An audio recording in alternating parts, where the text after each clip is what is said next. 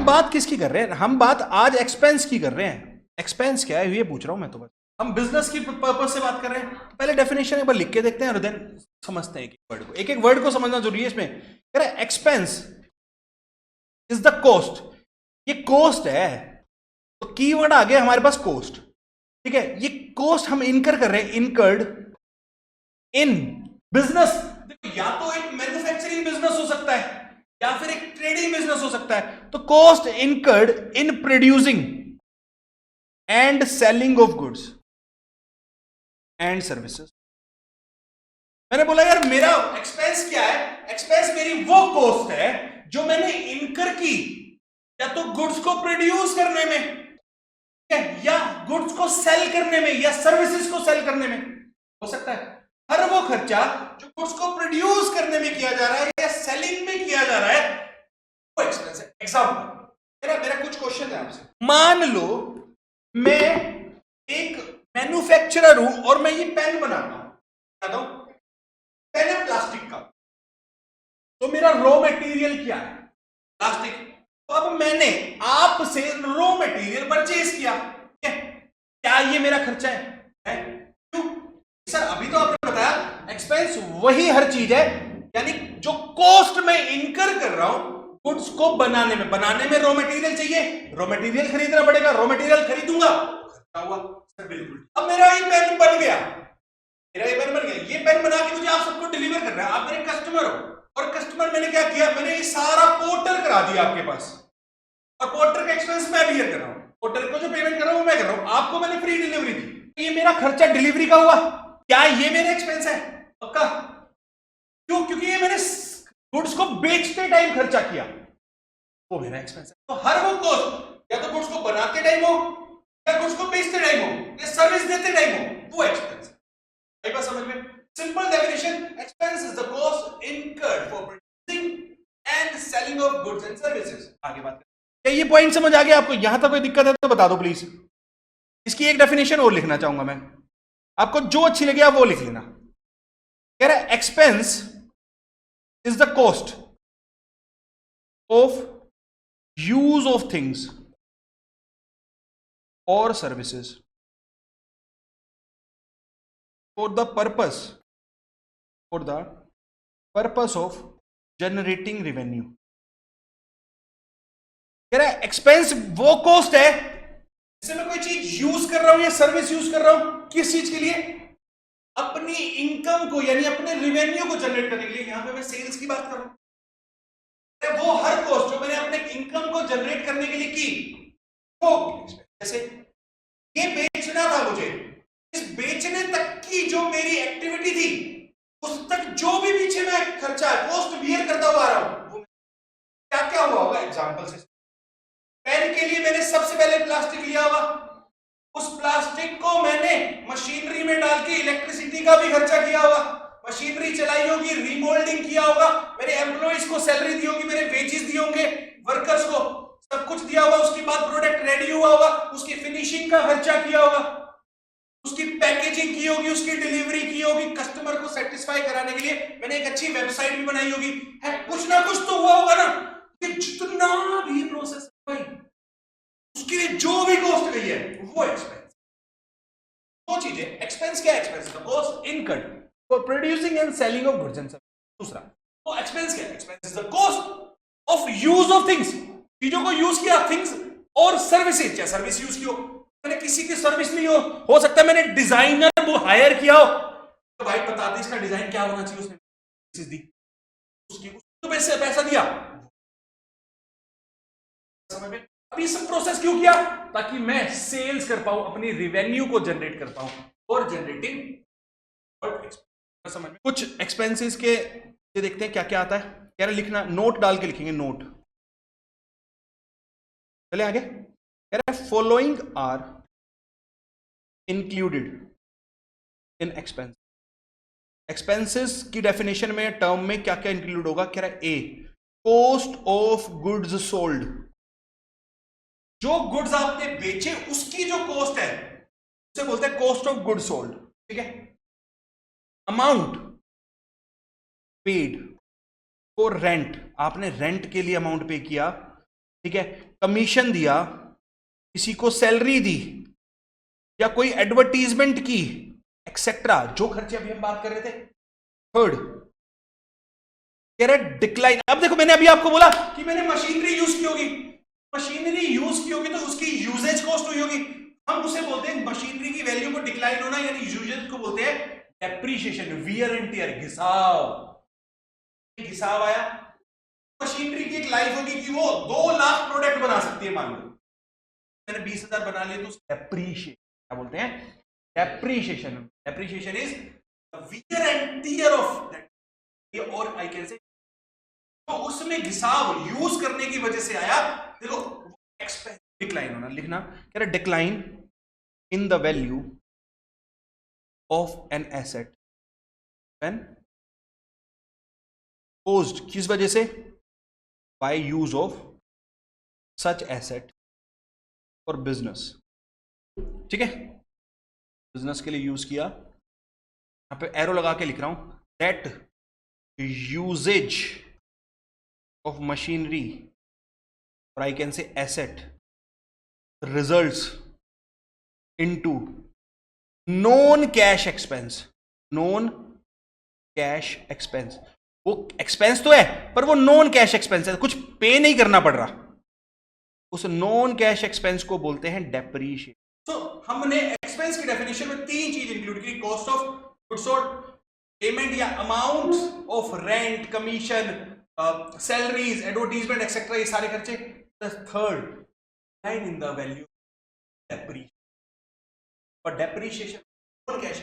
अब मेरी machine use हुई है तो क्या मैंने उसके लिए कोई कैश दिया होगा, मशीन जो कैश दिया वो दिया, डेप्रीशिएशन नॉन कैश। बाकी सारे, अब मैं रेंट दूंगा तो कैश में पे करूंगा, मैं सैलरी दूंगा तो कैश में दूंगा, तो वो सारे कैश एक्सपेंस है, ये है एक नॉन कैश एक्सपेंस। समझ आया?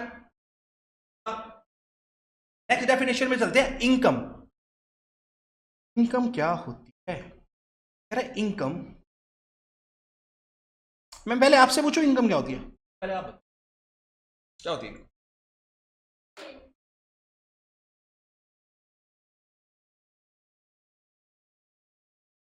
जो हम कमाते हैं, तो इनकम जो हम कमाते हैं, इनकम क्या मैं ऐसे लिख सकता हूं, अभी आपने बोला रिवेन्यू मिलता है, क्या मैं ऐसे बोल सकता हूं, revenue, revenue minus expenses is income. बात बोल रहे हैं, income is nothing but revenue over expense. ये पेन मुझे सारे खर्चे करके अपने पास 30 रुपीज का पड़ रहा है और मैं आपको 70 रुपीज का दे रहा हूं, 20, और रिवेन्यू कितना है, revenue is sales value that is 70, but the income is my revenue over expense, revenue minus expense is income. Okay, income is nothing but revenue over expenses,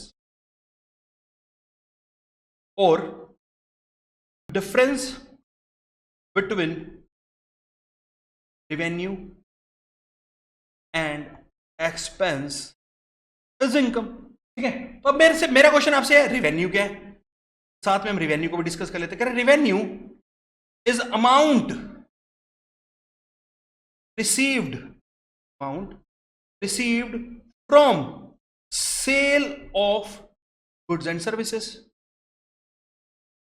difference between revenue and expenses. तो revenue क्या है, revenue वो amount है जो मुझे sale of good and services से मिला।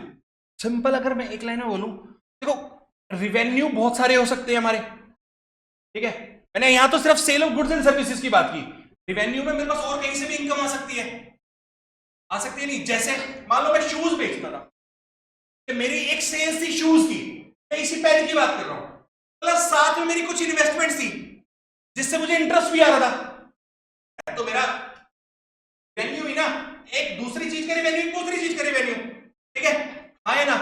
तो जितने मेरे टोटल रेवेन्यू है माइनस जितने मेरे टोटल एक्सपेंस है is profit. Yes, total revenue over total expenses are profit, revenue over expenses वही आएगा ना, रिजल्ट वही मुझे प्रॉफिट लिखना है, लिखेंगे इट इज द, या it is excess of total revenue over total expenses, ठीक है, of a business enterprise for an accounting year, एक साल में, फॉर एन अकाउंटिंग ईयर। क्या ऑल्सो इंपॉर्टेंट पॉइंट कह रहा है, also profit increases investment of owners. At the end of the day जो प्रॉफिट है वो ओनर का है, और प्रॉफिट अगर बिजनेस में ही है तो एक तरीके से उनकी इन्वेस्टमेंट ही तो इंक्रीज हो रही है। तो profit increases investment of owners. तो फिर गेन क्या है?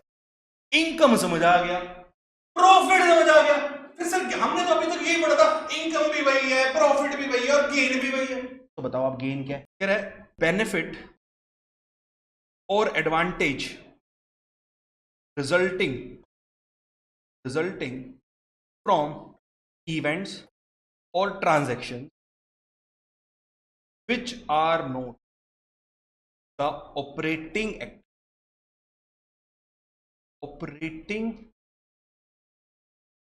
the business but are incidental या related activity, उससे related ही है but are incidental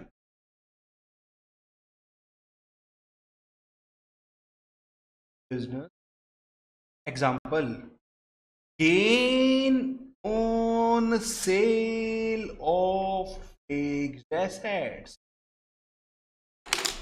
now you know what is income, what is profit is assets। क्या जो आपने बोला, क्या बात एक्चुअली लॉजिकल की है हमने? अब मान लेंगे एसी है यार, लोग सेकंड हैंड एसी भी खरीदते हैं।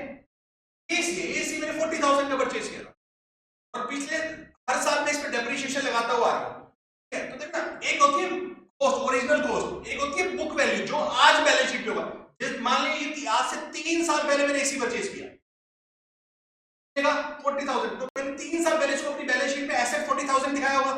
फिर हर साल में इस पे डेप्रिसिएशन लगा रहा हूं, मान लो मैं 5,000 डेप्रिसिएशन लगाता हुआ आया। आज 3 साल हो चुके डेप्रिसिएशन लगाते हुए, क्या डेप्रिसिएशन लग चुका होगा? 5,000, 5,000, 5,000, 15,000। तो आज मेरी बैलेंस शीट में कितने, बुक्स में कितने का आ रहा होगा? 25,000 का आ रहा होगा। बट मैंने इसको 28,000 में मार्केट में बेचा, इसको डाला और बिक गया। गेन बेटा वो है जो मेरे बिजनेस एक्टिविटी से नहीं है। क्या वो बेनिफिट, देखो मैंने पहला वर्ड और दूसरा वर्ड क्या लिखा, बेनिफिट या एडवांटेज, जो मुझे हो रहा है इससे, अपने बिजनेस ऑपरेशन से नहीं, उसकी इंसिडेंटल एक्टिविटीज। जैसे एग्जांपल मैंने लिया gain on sale of. Profit क्या है? जो मेरे total revenue minus total expense, और एक्सपेंस क्या है? टोटल कॉस्ट जो मैंने बियर की रेवेन्यू जनरेट करने की। तो सारे पॉइंट्स लिंक्ड है, एक दूसरे से लिंक करके समझोगे तो शायद समझ आ जाएगा। चले आगे, एक वर्ड और समझते हैं फिर। टोटल एक्सपेंस ज्यादा हो जाए टोटल रेवेन्यू से तो लॉस है। जैसे अभी हमने प्रॉफिट की बात की थी, प्रॉफिट में हमने यहां बोला total revenue minus total expense बोला था, तो प्रॉफिट हो रहा है, यस और नो? तो लॉस के लिए अगर मुझे बोलना है तो मैं ये भी तो बोल सकता हूं total expense minus total revenue.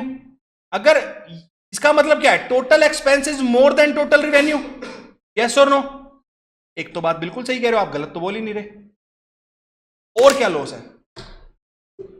ऐसे इवेंट्स जो हुए बिजनेस में, कंपनी को कोई बेनिफिट, मान लो सामने कोई घर है, रात को बच्चे बूढ़े अंकल आंटी सब सो रहे थे और दरवाजे के उठ के देखा, हाँ भाई, तो कौन? चोर। और वो अंदर आया, गन पॉइंट बिठाया, सामान लिया, और दो चीजें, एक तो बिजनेस ऑपरेशन से लिंक करो, total expense over expenses are exceeding total. ऐसी चीजें जो इवेंट्स हैं जिससे मुझे कोई बेनिफिट नहीं हो रहा, मतलब लॉस बाय फायर लॉस। देखो दोनों डेफिनेशन समझ, कह रहे the result of business for a period when total expenses exceed total revenues, जहां पे टोटल रेवेन्यू कम है और टोटल एक्सपेंस ज्यादा है। एंड साथ में एक और पॉइंट कह रहा है, का पेट नहीं भरा, कह रहा है सम फैक्ट, कुछ ऐसे फैक्ट, सम फैक्ट्स और activity against scheme which firm receives no benefit, example loss by. और एक्सपेंसेस और लॉसेस में डिफरेंस है, ये पता है ना आपको। एक्सपेंस है जो मैंने कॉस्ट बियर की अपने रेवेन्यू को जनरेट करने के लिए, ठीक है। ये भी ये लॉस है, कोई रेवेन्यू जनरेट करने के लिए लॉस थोड़ा ना ले रहा हूं। लॉस और एक्सपेंसेस दोनों डिफरेंट होता है। लॉसेस समझ आए? लॉसेस को दो कैटेगरी में मैंने बांटे, एक तो वो चीजें जहां पे मेरे टोटल ज्यादा हुए, टोटल साथ में कुछ ऐसी एक्टिविटीज हुई या इवेंट हुए फर्म को या कंपनी को या बिजनेस को कोई बेनिफिट नहीं हो। तो आज हमने 5 वर्ड्स, 5 टर्म्स देखे। पहली इनकम, तीसरी प्रॉफिट, फोर्थ गेन एंड